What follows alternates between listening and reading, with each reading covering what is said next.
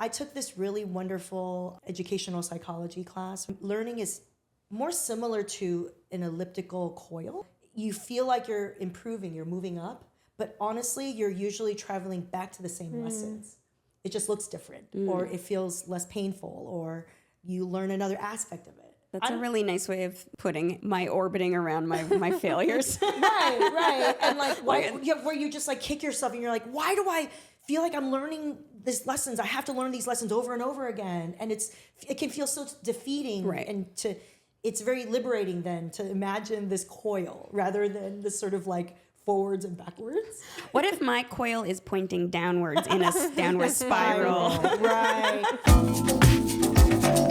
Hello and welcome to Cleopatra. I'm Christy Bana. And I'm Lynn Molly, and we're two Middle Eastern comedy queens digging up the funny from the first generation experience.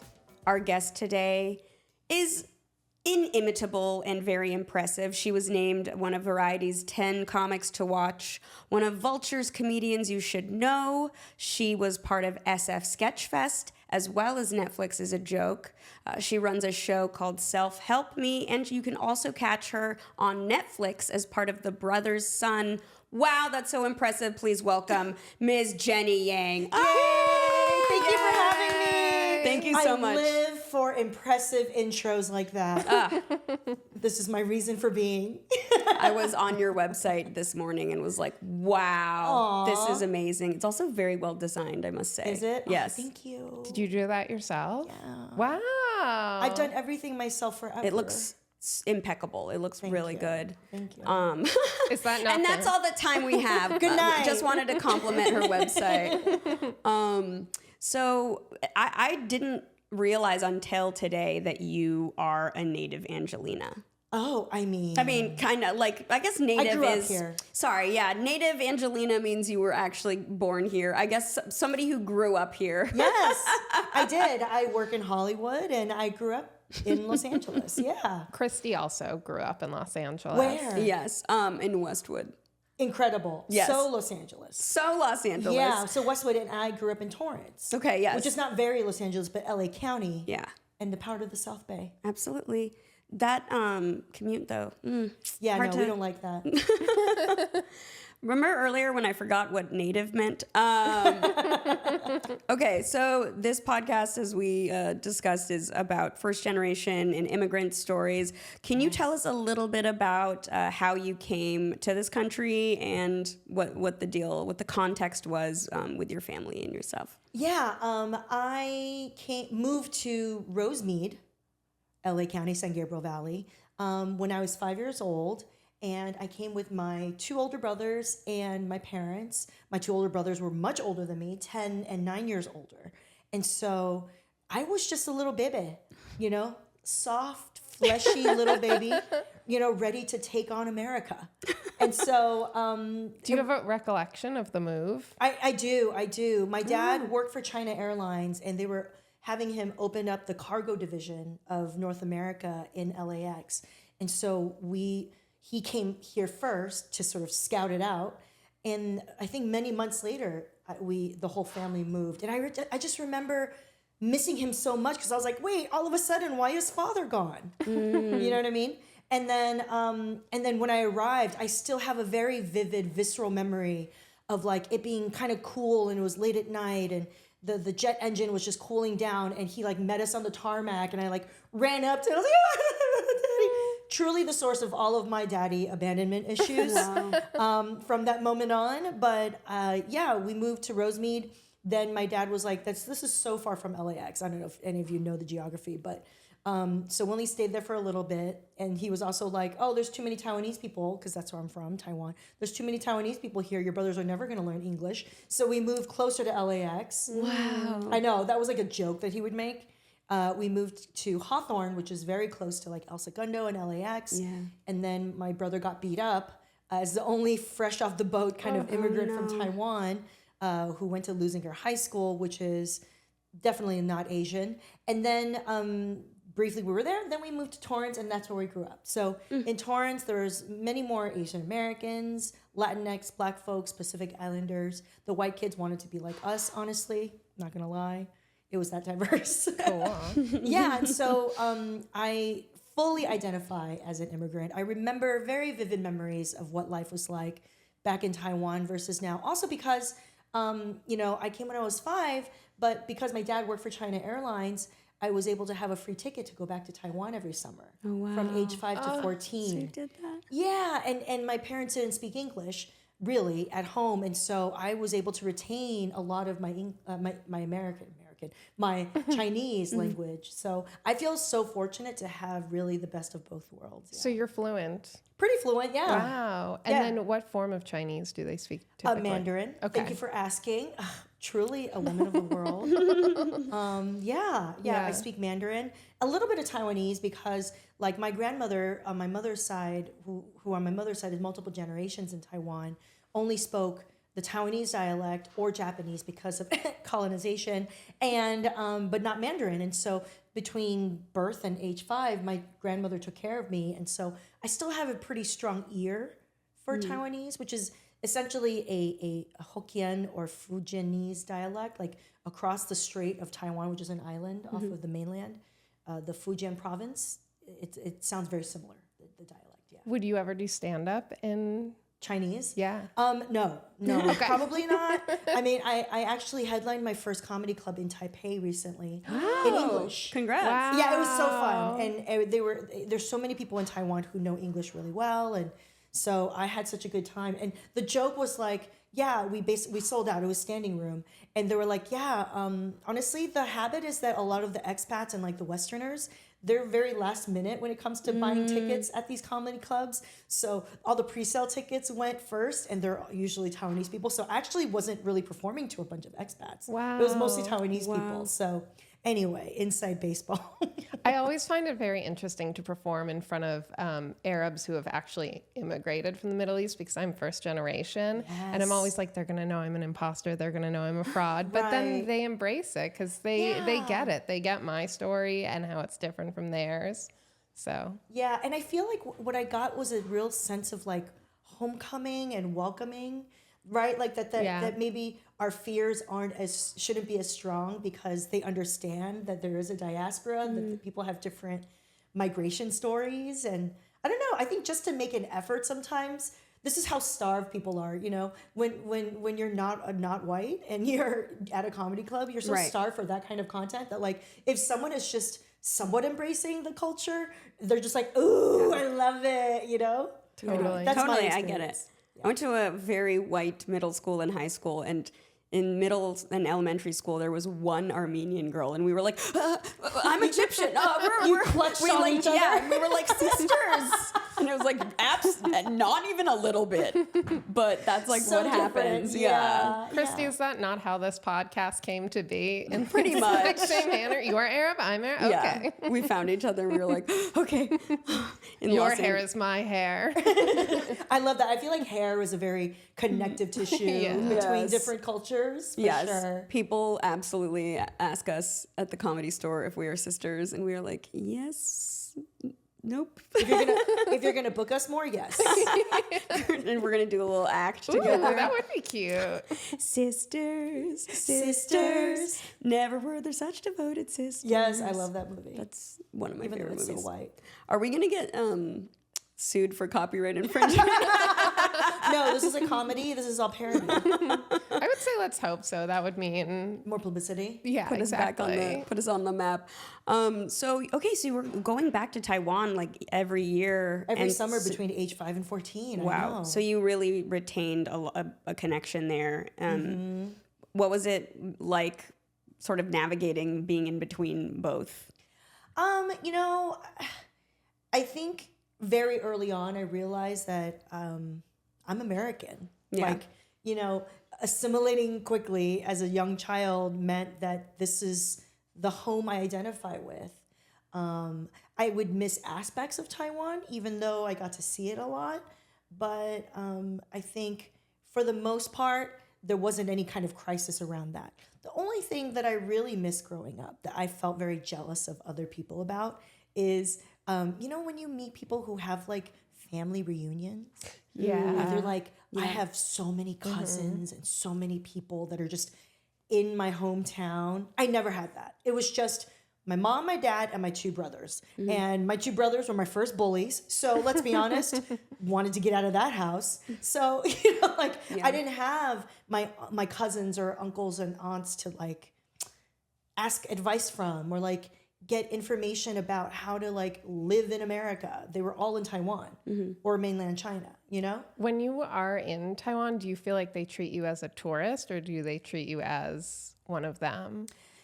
I think when I was younger, there was a little bit more of a fascination around that, because it's like, oh, you're so tall. Like I was a little bit taller. Like, it's all that milk you're drinking. That was always America. the joke. All that cheese and milk. How many Big Macs are you eating? And it was a little chubby, so they're like, well, she's just a well-fed American. And so that was a little bit of that. But I would say as I've gotten older, and because sort of the overseas Taiwanese-ness of it all has become so important. It was already important back when I was there, but Taiwan is a small island, and I think like a lot of countries where the money is elsewhere, sending humans to America was like the best way to like find opportunities, or even send money home. And so I think especially now, it's so common to have stories of people who are like, yeah, I try to send my kid to go do a study abroad in America, or to try to get a job in America. Like, it's very common. And so they'll just know that you're, overseas Taiwanese. Wow. So when you were growing up, were you always kind of a class clown, or? I was always, I don't know how I would put it, excitable. I was a talker. Like, even though I was like very good at school, like in terms of A's, did you ever get like, oh, you're in California. Where did you grow up? Jersey. Yeah. Did you ever have citizenship grades? So it's like achievement and citizenship. So like, were you in public school? Oh, you weren't. Okay, that's why. So it'd be like achievement, ABCs, right? But then you'd also get a citizenship grade. And that would be excellent, satisfactory, or it's like based on what? Needs improvement based off of behavior. Oh, So I would sometimes get excellent, but often get an S for satisfactory because I talk too much. It would be like Jenny talks too much. I would always like make little comments with my next door neighbor. That's always what would be on my report card. Right? I feel like as a talker, as a comedian, listen, now we can make a living off of this, okay? And I'm still a pleasure to have in class. Yes. So that's... I feel like that should just say good communicator. I feel like I would be proud of my child if they were coming home and chit-chatting. Except I was speaking out of turn. And so, and turns are very important in public school. I think I always was a talker, always very verbal, always loved English class, loved writing, loved presentations. I always just, for some reason, felt like it was important to like keep people's attention for presentations and take advantage of that. So even in high school, I would choose to do extracurricular projects that were like creative. Like, why? Like a poster board. I used to love a Right, poster we board. love a poster Come on. board, right? Love a presentation. Love I like rewrote songs and like re-recorded them, to like talk about trigonometry. Why? I would like play a fortune teller. Very politically incorrect. Especially in this context. Good thing there were no phones around. But, I like once played a fortune teller who told the fortune of the main character of the book report I was doing. I was just very extra. I love that. I was doing more than I really needed to. Were you kind of celebrated for it, or were you picked on a little bit for it? I was definitely slightly made fun of by my friends. I definitely had bully friends. Did you have bully friends? Like, I don't know. I was like, I aspired to be with the cool kids, and I did so much the first 2 years of high school to fit in. And then just who I was just kind of couldn't fight it, and I just had to be myself. And so that was when I started to kind of pull away a little bit, but they were still my friends. And so they 100% bullied me, like where they bullied you, but I was still like wanting to be their friend. So I would just like let it happen. Right. It was or like people who keep you around so that they have someone just like that they think below them to like put them in a higher status. Totally. And I did really, and I was like one of the top 2 students of my class. So if I like had homework, I'd help them a little bit, so that's what happened. Listen, that's why I'm a comedian. Right. But But yeah. When you were doing all these extracurriculars and going for it at school, like what was your parents, were they like encouraging you and contributing, or how did that? Yeah. I would say my parents were too stressed out with their own work lives and just taking care of 3 kids to concern themselves at all with any extracurriculars that I got involved with. Like, I don't know how to put this, but like, I remember the Japanese-Americans who are multiple generations in America, who they have their own whole immigration story and with internment and incarceration. But I always felt like they were, in my diverse school, the most American. Oh, and so they always had parents who like brought like Lunchables and like cut fruit to like their like volleyball games, you know, and basketball games. And I was a volleyball player. I did varsity volleyball. I did band. I did everything. You were I was busy. Yeah, Oh my gosh. I was student body president. I did student council all 4 years. We were a very robust student government. My parents did not show up until it was the achievement awards at the end of the year to give. Got it. Okay. You know, my mom was busy as a garment worker. My dad was busy as an office worker. They were exhausted. Why would they show up? I don't know. I had a girlfriend growing up whose parents would give her money for her grades. Yeah. Like if she got like an A, that would be like a $20 bill, and then like a B would be like a $10. Yeah, of course. Yeah. That to me was like very not. Yeah. My parents never even looked at my report cards. They just were like, our children do well, and they were right. Yeah, you didn't have to like it was sign such them? It was such a foregone conclusion, right? Where you're like, you are going to do well in school. Yeah. Right. Yeah. And then we did, because I don't think it was a question. No, there was no option. Yeah. Right. So they were happy that I got good grades, because my brothers were much older and they did not assimilate as quickly as I did. Their English was not as good. And so that really affected their schooling. They did not get good grades. My dad was very mad at them. And so for me, I looked like a rose. I was just smelling great, you know, because I was able to do well in school very early on. And so, yeah, I had a lot of power, honestly, as a little child. You had a lot of power? I did. You I did still well in do. school. Yeah. I like knew English before everyone else. I translated everything. Yeah. The translating everything is a theme on this podcast, and we're always ask people like, you could have gotten away with a lot more. I was so good though, right? I never abused my privileges. Like the only time that the only time that I really got grief from my parents, because I was such a good kid, did well in school, was my freshman year. My dad was noticing that I was, going early for band, coming home late because of athletics, or going to do pep band or marching band for a football game or a basketball game. And I was just gone all the time. And he was just like, why are you gone all the time? A girl should not be outside the home so much. He was very traditional, in a certain way. And he's like, I was like, what do you mean? This is just school. I'm like doing this for school. I'm not like being a bad kid, And then he was just like using these weird arguments like, well, how about your chores? I'm like, fool, I'm the only one of these 3 kids doing my chores. Are my brothers doing theirs? No, you tell them to mow the lawn. They don't do it. I dust everything. I help with the dishes. They don't do that. All this stuff. Yeah. I was out here arguing already. I was like, no, you cannot get me on this. I'm being a good kid. I was like, by the way, this is for school. This is like going to make me look good for college. So you need to back off. And he was like, "Rrr." So they weren't coming to like the sports games. No. Okay. Yeah. No. Why deal with that? They're tired. They also just didn't feel comfortable being around English speakers. Yeah, my So parents why would they show up? are very much like that. Right? Yeah. It's like the social anxiety of like, I gotta like, even just finding the gym. You know what I mean? Like there's just so many logistical things. But it's also the English speakers don't seem to make it much easier for them. Oh, of course. So, not. yeah. Yeah. They knew what the word prejudice was. I knew what the word prejudice was, or like racism was, when I was a kid. And it's a complicated word. It's like a fancy word, but I knew it. Yeah. They told me, like, yeah, that's just prejudice. I feel like we didn't talk about that when we were growing up, and just now I'm starting to have these conversations with my parents, and I always thought they were just like kind of blind to it, but I think they just didn't want to maybe plant it in my brain. Yeah. At a young Stress you age. out about it. Yeah. And now it's so apparent. Yeah. Right. Yeah. We talk about how a lot of the times we both went to like very white high schools, and we only realized in hindsight like all of the microaggressions that were happening, and we were just like, oh, this is and you'll. Fumi Abe calls it like a ratatouille moment where you're just like, oh my God, whoa. I just have this like recovered memory of somebody saying something really reprehensible to me. And it was, it's been a journey of like just slowly unpacking maybe the way that was stored in subconsciously that I didn't realize. Yeah. And how we carry it in our bones to this day. Yeah.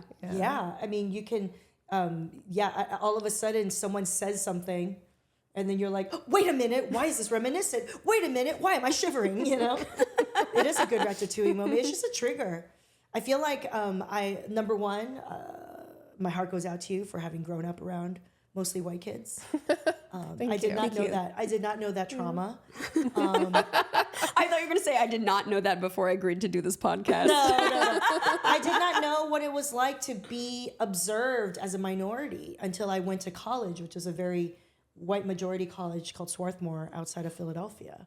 And so a great school. A really great school, but it wasn't until I got there that I like met other Asians, for example, who were like grew up in like Iowa, and they're like, I was the only Asian, and there was one other Thai person, and they thought we were the same, Right. and me being like, wait, what? This is messed up, like, and then them being like, oh really? And like, I think because part of it is when you're a kid, that's all you know. You're not sharing notes. You know what I mean? Like, you're just trying to survive. Yeah. So why would you think life should be any different? Right. You're just living it. And whatever like the cool group is doing or whatever like the alpha parents are doing, they set the tone, and then everyone's like, I guess this is what one does. I guess we all have to dress this way. We all have to talk this way, right? Right. And this is what a committed mother does. But I love that you were such a self-starter and such like an ambitious person from the get-go. I don't know, guys. I had to be. I mean, very early on, I realized that's what it meant that I had a lot of power, because very early on, when I knew English way better than the rest of my family, I was like, oh, I'm like 6 or 7. I'm like, oh, these fools are not going to help me figure America out. Wow. Like that's a messed up thing for a little kid to have to realize. That is a phenomenal realization to have at such a young age. I was so young, and I had to be like, I need to keep learning Chinese, or else I'm forever going to talk to my parents as a 5-year-old. And I'm going to have to I have to figure everything out by myself.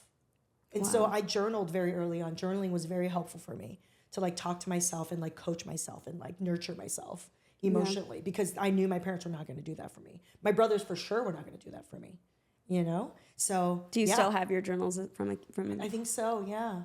Yeah, that's why I wrote little sad poems. You were like therapizing yourself. I was. Yeah. I was a depressed little kid. I was like, this is hard. You were parenting. We're trying to reparent ourselves. You were like, I'm 3-parenting myself. I've already parented myself. Totally. No, I think reparenting yourself is important. And I'm so grateful that I was such a little survivor, a little emotional survivor. I like a little parented myself when I was little.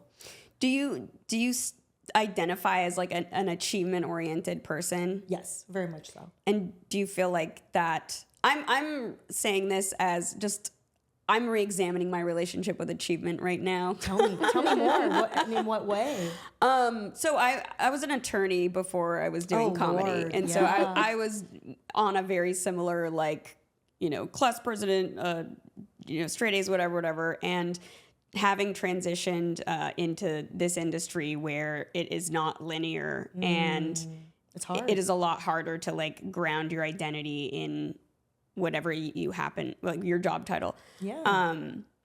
I'm just curious as to whether you feel like that ambitious trajectory has kind of been a through line through everything that you've done, or if your relationship to your work has changed, your values, I guess. Yeah. I would say I'm a recovering overachiever, because, if early on you realize that your survival mechanism of doing the most was actually rewarded, Yes. Mm-hmm. then that can become your whole identity. Right. I will always do the most. Oh, and I'll do more than you, for sure. And stand out and get acclaim and affirmation. Yes. Straight A's, great. Scholarships, fantastic. That makes your parents happy. Like, it's like, if your sickness is rewarded by the culture, then you're going to continue to be sick. And so I would always say that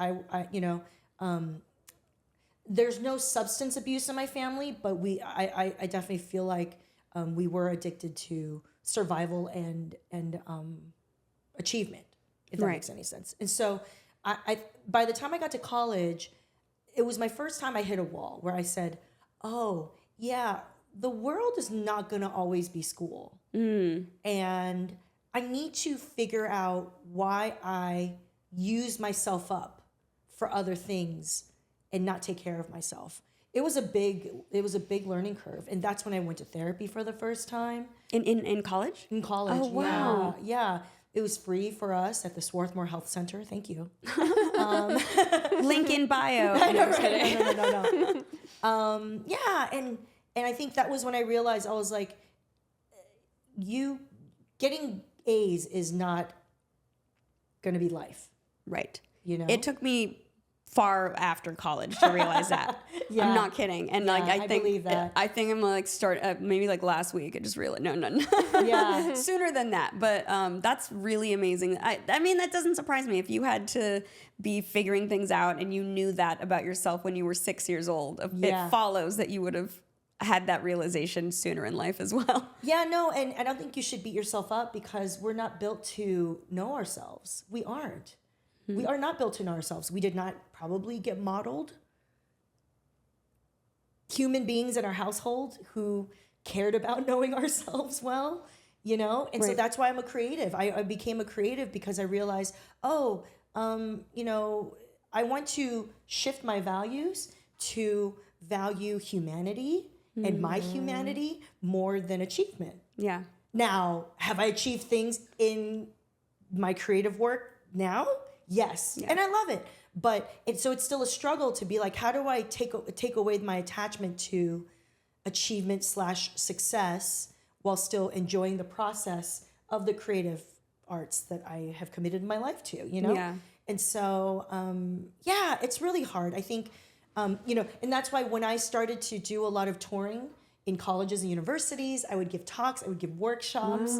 I did stand-up as well, but sometimes it would be paired with these workshops. I would talk to a lot of students of color, or just, you know, I would be brought out by student organizations. And one of the first messages I would start talking to people about is, I did all the things that would give my immigrant parents happiness. Yeah. The checklist, straight A's, got into Ivy League universities, scholarships, took care of myself, got good job, a good career. Initially, I worked in politics. I became a director, had 6-figure salary, took care of myself.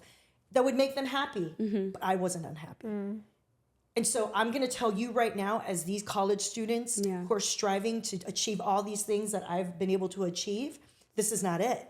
Now, if you do get it, it is great. There's a lot of benefits to doing well professionally in this way. But you have to figure out what happiness means to you, what your values are, separate and apart from all these things that other people control, you know? And it's something I care a lot about because it's something I'm still constantly working on, you know? Well, it's also just a moving target because like if you grow, your definition of happiness and what's going to fulfill you is also going to fundamentally change, I think. Yeah, and you know, I took this really wonderful educational psychology class or educational policy class in college where we learned this model of learning, that it's not linear, that learning is more similar to an elliptical coil. So, you know, you feel like you're improving, you're moving up, but honestly, you're usually traveling back to the same lessons. It just looks different, or it feels less painful, or you learn another aspect of it, you know? And so... Wow, that's a really nice way of putting my orbiting around my failures. Right. And like, where you just like kick yourself and you're like, why do I feel like I'm learning these lessons? I have to learn these lessons over and over again. And it can feel so defeating. And it's very liberating then to imagine this coil rather than this sort of like forwards and backwards. What if my coil is pointing downwards in a downward spiral? Right. That's possible too. That is possible. The coil can be a spiral. Yeah. I've been flipping it up lately. So No, but I don't know much about you and your journey, but in hearing that you feel like it's more recent for you to realize that achievement isn't everything. Later in your adulthood is hard. Because the thing I would tell these overachieving kids in colleges and my college talks would be, oh, you think your job is to make your parents happy and fulfill their expectations? Man, that can only take you so far. For some of you, you're going to hit your wall during college. Some of you, you're going to hit your wall after your first job. I find I'm like having a self-realization moment right now I about love that. how my journey went. But I do think that's so true because when I was in school, it was always like a teacher would give you an assignment and I would excel at it. So I feel like I was so conditioned to I could only excel at something if someone had handed me the assignments. Ooh. So then when I went into real life, I was like, okay, I have to get a traditional job because they give you assignments, you complete them. Right. But then like in the job scenario, you don't like really get rewarded for completing things and completing things well. And then I think it took me so many years to be able to be a creative and create the assignments for myself. Yes. And I just wonder, like the educational system, I just don't feel like they're necessarily training people to be creators or innovators. It's just to follow the system. 100%. Well, 100%. in a lot of ways, that's kind of the point. Of capitalism? Yeah. To reproduce itself in its own systems and to have a lot of worker bees. Sorry, I'm going to go off No, on. totally. Wait, you said you went to a public school too, right? And that's literally the Yeah. definition of educational policy with Eva Travers at Swarthmore College. Eva Travers, what a mentor. But part of it was also, saying basically like the hidden curriculum of most public schools is to sort of recreate good middle class worker bees. Yeah. And so it's how do you follow rules, and to have this sort of like wherewithal to be like, I'm going to give myself an assignment. I'm going to create my own projects is very powerful, Took and it years gives yourself to learn. a sense of self-determination. And that's why when I went to Swarthmore, which is a very elite school, I was around people who are kids of Harvard students, Harvard professors, I was around like, titans of industry, children of titans of industry, whatever, ruling class type people. Right. And I was like, wow, they talk different. They act different, Right. Right? Yes. I remember being like freshman year being like, wow, they talk like they came up with that. Like, do you know what I mean? Like where you have a conversation with a teacher and they talk like the teacher. I'm like, why do you talk like the teacher? Right. Why do you talk like you had that thought? Like you have the talking first stick. time. Yeah. Yeah, like you had that as an original thought, as if you didn't just read that off the book that we all read. But you talk like you authored that thought. How? Yeah. Entitlement? Yes. It's also just a way of talking, a style of communicating to sound authoritative. I'm like, oh, so this is how you have to talk. Yeah. We can all learn from that and adopt it. Also, I think with achievement, there's the fear of the burnout that comes with that. Did you experience burnout? 100%. Yeah. I first burnt out in high school, then in college, then toward my first career in politics, I started getting burnt out, which is why I turned toward taking improv and stand-up classes, and then I hustled when I became a comedian, produced my own comedy tours and comedy festivals, because I was like, these Hollywood gatekeepers are not going to give me a yes, so I got to make my own way. So I did that for a number of years, and then that burnt me out, and then the pandemic hit.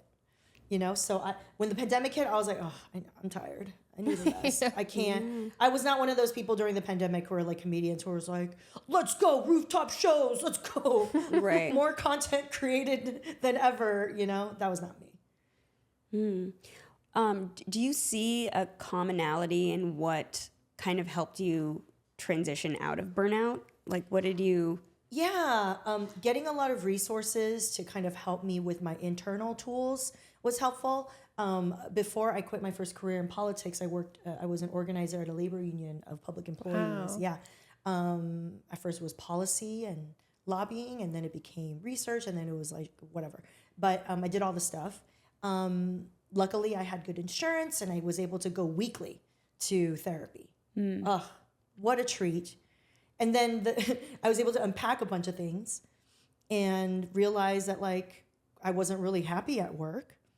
And then my therapist was like, oh, you're like needing more help than just weekly therapy. Let me send you to this group therapy that we have here. Oh. I went to assertiveness training / anger management, Wow. which was all about how to set boundaries. They also just gave me different tools like cognitive behavioral therapy, like how to talk back to your critical thoughts.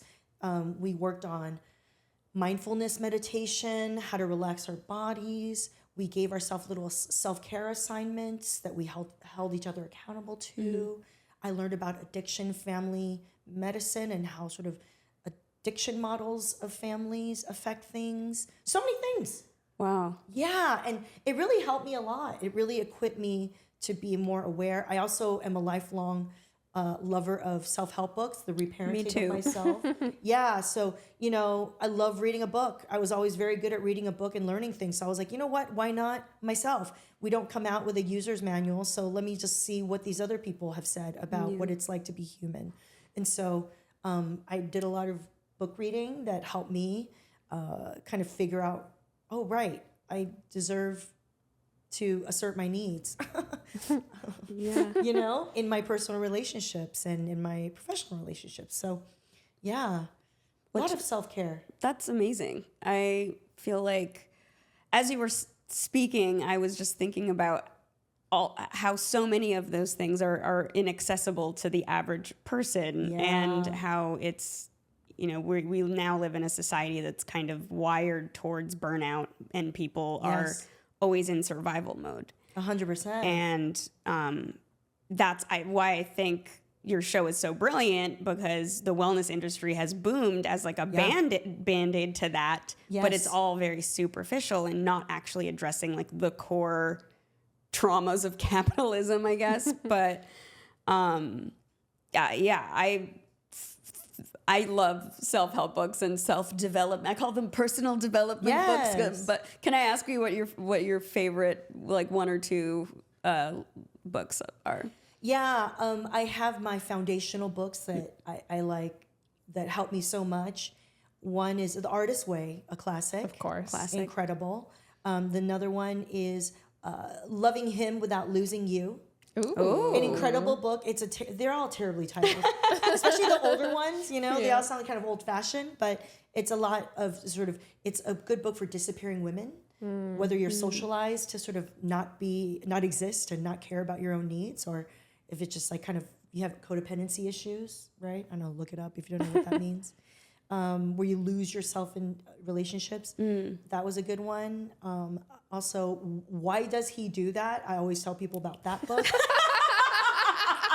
It sounds like a parody. Title. I know. It does sound like it. But it's a book written by a man who led male abusers support groups for a long time. And he's like, ladies, let me tell you, this is how male abusers are like. And he just spells it out. And so that book was very helpful for me to get out of an abusive relationship. I was like, oh my God, this person I'm with is textbook. They're like, this is how you break up with an abuser. It was very intense. Yeah, it was very good, very helpful. Who knows, there might have been other books since then that are even better, but that was another one that was very good for me too. Yeah. And the War of Art. Yeah, Pressfield. Yeah, Pressfield. It's very like concise, pithy things. Yeah. Short chapters, but it was like, you know, most of it was about like how to get out of your own way when it comes to being creative, right? Yeah. Absolutely. So I love all of those. Those are some top ones. I've read them all though. That's On amazing. that note, can we talk about your show a little? Yeah, Self-Help Me, a competitive self-care comedy show. Self-care already felt competitive, so we found a way to win. I created a satirical game show where I give points to contestants called Wellness Warriors, who are usually funny people.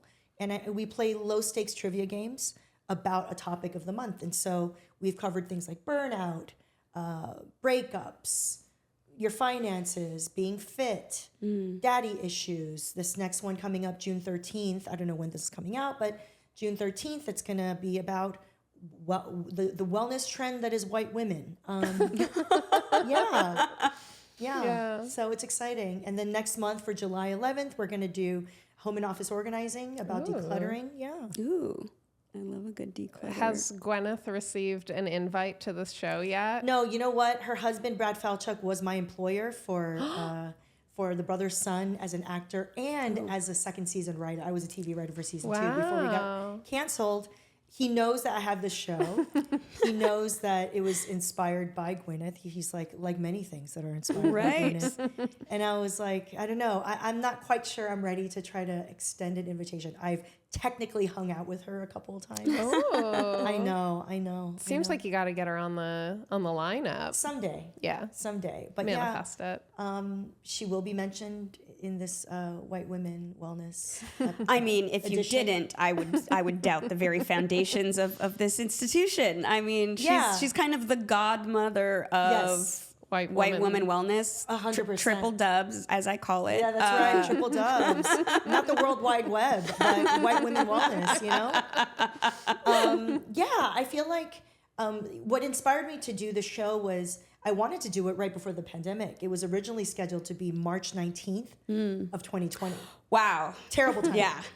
Okay. I was supposed to go to New Orleans the next day, March 20th. Oh, We all have that one day in our head. Right? Ours, I was living in San Francisco at the time, and our date was March 13th, and that's like seared into my brain. Yep. Yeah, and so that got canceled. And the idea was, I was like, you know what? These white women, these white people are making way too much money off of this sort of ancient technology that all of our families come from. Ayahuasca. Everything. Yeah. I was like, I don't know why that was the first thing. I've never had ayahuasca. I want to make fun of it, you know? And I think I have a POV, I have a perspective that is valuable. You know, it really solidified for me to do this when my very white, but also MENA, you know, Middle Eastern, North African a manager, Raquel, was like, but she's still very white, you know, sort of white passing. And she was just like very into breath work and all that stuff. And she was like, Jenny, you should try this this moon powder I do. I was like, oh, ashwagandha is amazing. And she like brought me some and I was like, oh, okay. I look at this and it's by Moon Juice. You know Moon Juice? Yeah. Yeah, huge. These little packets. And I was like, how much? This is $15 for a packet? Okay. I like put it in some water. I tasted. I was like, oh, this is exactly the smell of the like root soup that my grandmother would like stew for me when I had a stomach ache. Right. Yep. I'm like, I looked at it. I was like, oh, that's what it's called in English? I was like, oh, no. And you're charging what, $15 to $20 a packet? No. This is not okay. So I was like, no, I need to do this. And because of my obsession with self-care and self-help books and how that's really helped me, it's really 70% making fun of it and 30% talking about it seriously. That's why every show we have an expert. Cool. Who grounds us. Yes. Speaking of these healthcare trends, is there any actual like wellness or self-care fad that you did actually try or like? Oh, you know what? I never thought I'd become a red light facial mask person, but now I have a red light mask. Your skin is impeccable, so tell really me more. I mean, thank you. The makeup helps. Good testimony. Just being I here. just started it, but so I don't know how well it's gonna work. But you know, I recently went to Taiwan after many years of not being there, and I found I'm really into my fertility, trying to have babies, and I found a fertility doctor who does Western and Eastern medicine. Oh, wow. And I felt like, oh, is this my white woman live, laugh, love? Like, I was doing acupuncture, I was doing Chinese medicine powders. They had me doing hyperbaric oxygen chamber. Wow. They had me shooting up red laser into my bloodstream to stimulate my mitochondrial activity. I don't know. Oh my gosh. I did all of it. That's And pretty it did cool. improve my fertility a little bit. I'm going to go back to Taiwan. Oh my gosh. Congratulations. Thank you. We'll see what happens. I did start doing yoga. That's my big Yoga's great. I've done yoga too. I love it. It's ancient technology, as I like to call them all. Yeah. You know, But I'm really bad at it. I feel like There's can't no be such bad at it. thing. Yeah. okay, you think that, but I went to a yoga class last week and I saw the instructor, of course she was a white woman, look at me out of the side of her eye like, oh, that's not how you do it. Well, then that's know it's not the wrong true teacher. yoga. Then that's not true yoga, because I would say very liberatory yoga people would say that there is no wrong way, and that it's all a process and it's a way of being. Right. I know that. I can't not Screw that always yoga be teacher. judging myself whenever I'm doing This is something. lawyer Christy trying to win yoga. Yes. Again. But that's why I created Self Help Me, Amazing. because we're always trying to win at self-care. Are you sold out? Because I'm coming to this show. Oh, you have to come. Yes, I would love to. That please. sounds like so much fun. It's such a special show. I've been doing it every month since April of 2023. It's a really new cool. show that I write every month on a different topic, and it's always awesome. I'm telling you. Have you guys done, okay, one of the things that the self-helpy spheres that I'm into right now is like the quantum field of like visualizing things and like, have you done that yet? Or is that like on the docket for another? That hasn't been a topic Like for the manifesting. show. No, that hasn't been a topic for the show, but I've totally dabbled in the manifesting. I do feel like manifesting, it depends on how you define it, but has been a part of my life for sure, of like how I've been able to, I've achieved a lot of goals and gain a lot of happiness in my life because of it. Yeah. It all started when my stoner friend was like, "You've never tried weed? I'm gonna smoke you out. I'm gonna make you a tremendous pork loin dinner. Oh my goodness. We're gonna get Wow. stoned and we're gonna watch What the Bleep." Do you remember What the Bleep? It was like a documentary that's like one of these like conspiracy. What the bleep do you know? Or what the bleep do we know? Yeah, What the Bleep Do We Know? That was like a conspiracy documentary about quantum physics. Oh, Yeah. I've heard of it, but I theory. didn't know that was about that. Yeah, so it was like about, you should watch it. It's great. It's old now, but it's like a bunch of quantum physicists that like talk about how quantum physics kind of forces them into philosophy. Right. Because they really don't have answers, you know? And so I was like high for the first time in my life, so full, well-fed, drinking, also probably a cocktail, just getting my mind blown. That's Wow. so much nicer than like the usual back of some guy's truck in high school. Getting high? Yeah, no. I like that much better. I was a full-formed adult in my 20s when I finally smoked weed, and it was a great experience. And I was just like, quantum physics. We can choose, quote unquote, the path we take by just the observer observing. Yeah. That's so wild. One of my favorite self-help books is Solve for Happy by Mo Gaudet. I don't know if you've heard of him. No, He's amazing. Tell me why it's good. So he actually used to be the CEO of Google X, or the CTO. I can't remember. He was a C-suite person at Google's like exploratory arm, and an engineer. And he basically has an equation, the happiness equation. And his theory is that our default is happiness, and unhappiness is created with the gap in between expectations and reality. Sure. Right. And so then his book mostly occupies like all of the things that divert our understanding of reality, and all of the things that skew our perspectives. Yes. And skew our expectations. Right. Yeah. I love that. And then at the end, it does end up turning into this like quantum physics and an exploration of like time, and how time. He's an Egyptian guy, so he talks about how like time is different in the Middle East than it is here. Yes. And then he ends up talking about Einstein and God. So Listen, you just gave me a great rundown of that book. A bit of wisdom that I believe I figured out while high. So, but you read a whole book about it, and he called it an equation, so good for him. You know, he probably made good money off of that book. I mean, it also has a lot of other great stuff. But I'm not sponsored in any way by this man. We've never Even met. though He he's an does not Egyptian. know me. He's one of the 80 million Egyptians that I'm here to plug today. So we have a couple questions that we'd like to ask. I'm going to ask the first one. If your life were a crossover episode of 2 TV shows or films, what would it be? Okay, if my life was a crossover episode, what would it be? What would it be? I don't know. I feel like I highly identify with Reese Witherspoon's character from the dark comedy movie Election.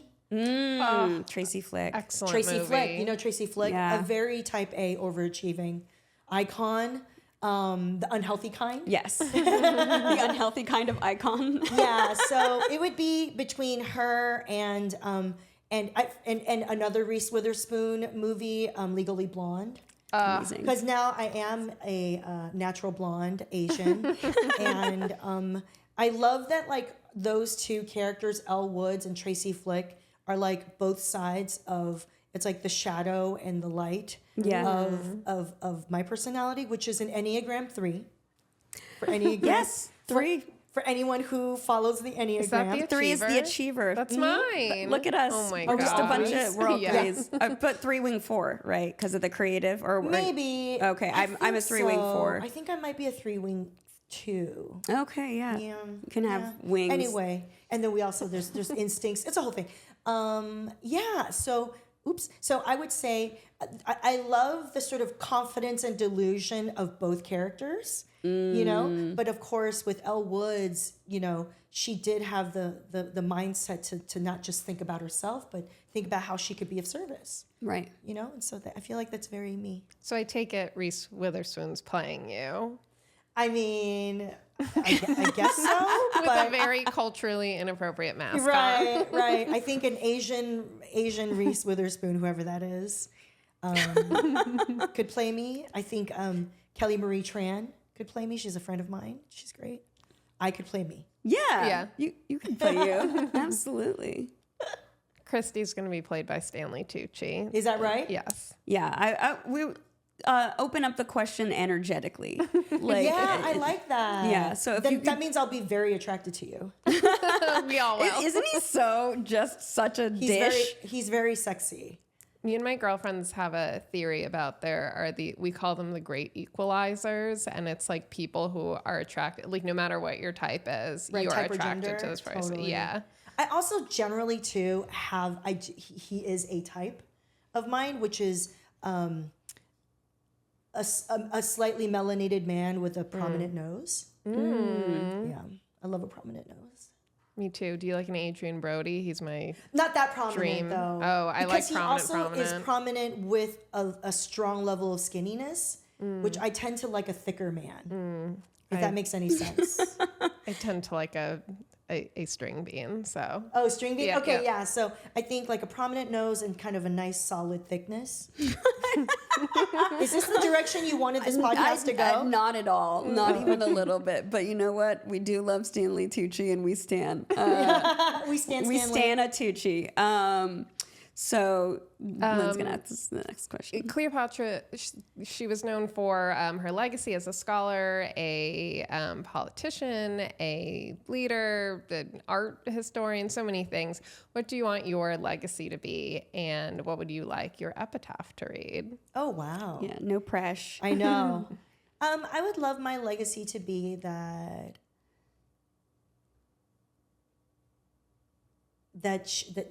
she made people feel less alone in this world. I think that would be nice to be my legacy, whether that's through my stories or my art or through how I treat people and how I bring community together. What should be on my epitaph? I don't know, guys. Something clever. Yeah, we can. She did that. I don't know. Quote, she did that. She did that thing. She buried herself. Yeah.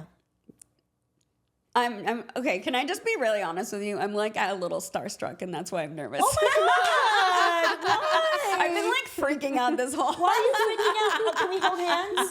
Why are you freaking out? Because you're just so impressive and so cool. And this is what, if you do a lot of research about a person before that you meet them, Did then you take it in too much? I You took it in too absorbed much. it a little too much, and then now I'm like, Why are you nervous? Tell me. now we're having a self-help situation. Yeah. I think right now going back to like the achievement conversation. I think I just read another great book called All the Gold Stars, and it's about achievement and specifically ambition and how to reframe ambition. Yes. From, achieving monetary and status-oriented things and more about, you could be ambitious about your family and your community and stuff like that. And one of the things that hit was that a lot of the time we are ambitious in order to like win or acquire or earn a more worthy version of ourselves. Yeah. And that was something in your interview that really hit me was one of your interviews was that you said that you have to believe that you're worthy of being listened to. Oh, yeah. Which is like such a cool thing that it's something like really clicked for me today, that I think one of the reasons why I'm having like blocks, or one of the difficult things that's hard for me to get over in stand up, is believing that and this podcast is like believing that like people want to fucking hear our voice. Oh no, that's the biggest hurdle to start. It's like with you saying I could give myself an assignment, right? Yeah. You're like, oh, I deserve to be listened to. What I have to say, and that's so huge. And I don't care if you want to be a comedian. I wish that for all women. Right. I truly do. Some people who are usually more entitled than women, maybe, or whatever, choose your marginalized group, could probably use less of that. But that's a huge gift that we can give ourselves, to get ourselves to a place where like we could just affirm ourselves enough and believe in ourselves enough to be like, oh, I deserve to be listened to, without having to prove myself.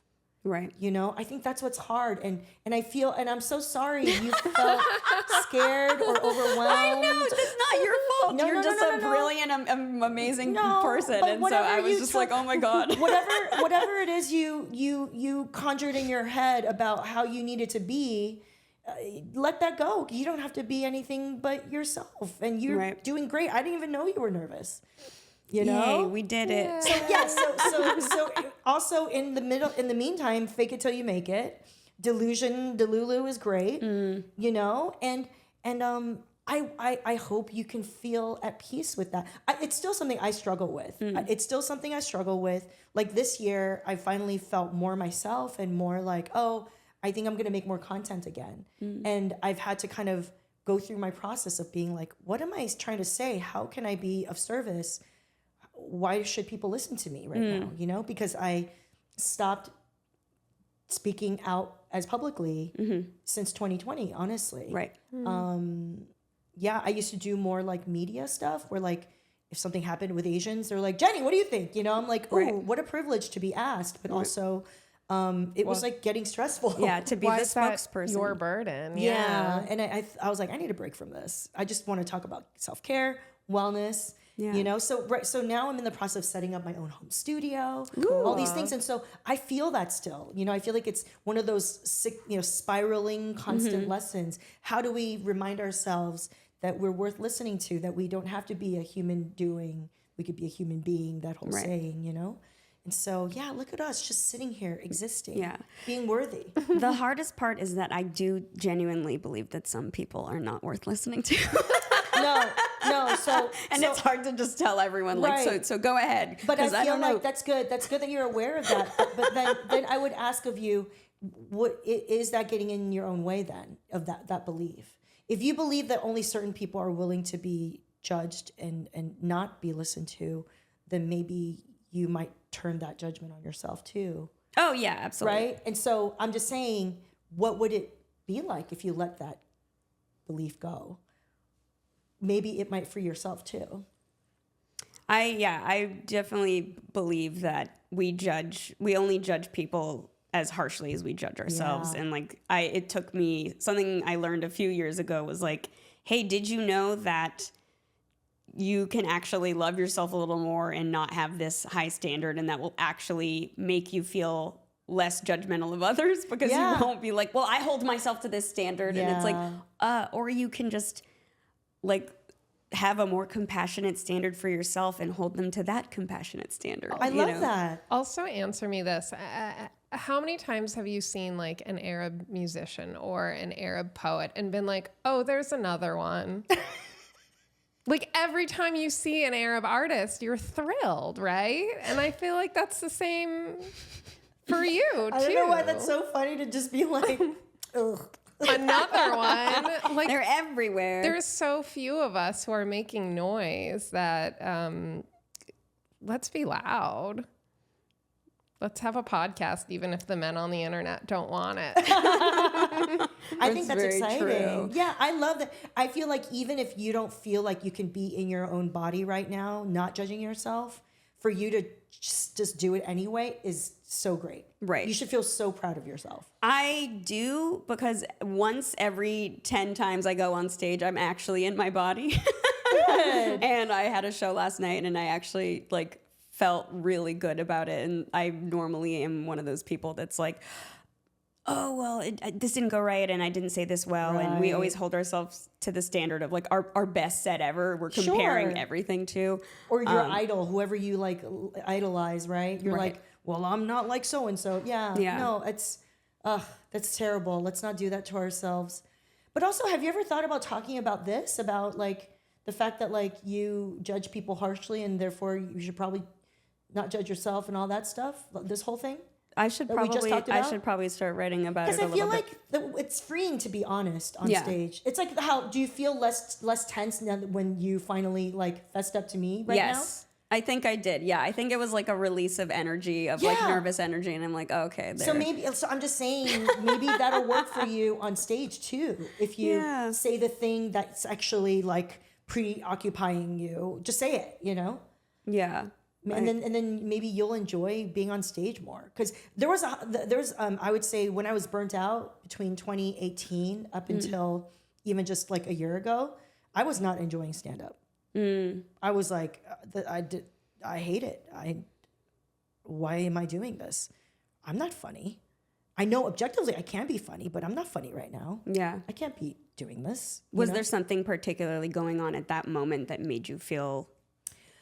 I think burnout will just create the environment for you to feel negative. Okay, That's yeah. number one, right? It'll make you more depressive or anxious. That just becomes the air you Yeah. breathe, right? And then number two, the pandemic was happening, and I was like, this sucks. I'm worried about humanity. Yeah.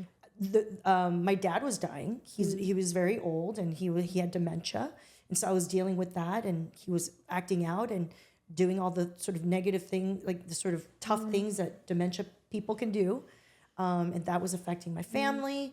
I had found love in my life, which is great, but I also had a miscarriage.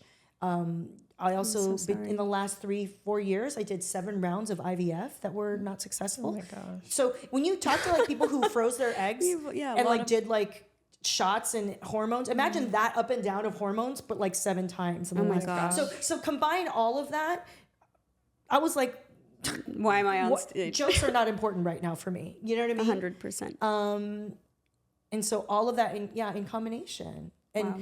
I would say I've kind of gotten myself, I've been coming out of my little sort of pandemic depression a little bit, you know, just more recently. And so that's why I'm like, oh, I'll do your podcast. Yeah. Oh, I guess I'll do my own podcast. I'm like, you know what I mean? Yeah. Like I'm going to make more You content. should. That would be amazing. I would listen to the shit out of that. I feel like I should just do videos where I could give people pep talks. That'd be great. Like I gave you Just a pep now. talk. I think also one of the things that's hard, Julia Cameron says in The Artist's Yes. Way, that you cannot get better and look good at the same time. No, you can't. And it's really hard to do in LA when everything kind of feels like an audition. Right. It's exactly. So you have to like let yourself be messy and in the moment rather than editing. It's like writing versus editing. Like to write is to not edit. You know, it's separate, you know. To Yeah. create is different from editing. Because editing is judgment. Right? Yes. Yeah. I'm a great editor, actually. Yeah, And I'm not I saying bet. that as a joke. No, I believe you. Yeah, I was like the kid where like my older cousins would come to me in high school and they're like, "Can you edit this for us?" And so that's what's beautiful about you taking on this new identity and role in your life, right? Focusing your life as a creator rather than as an editor.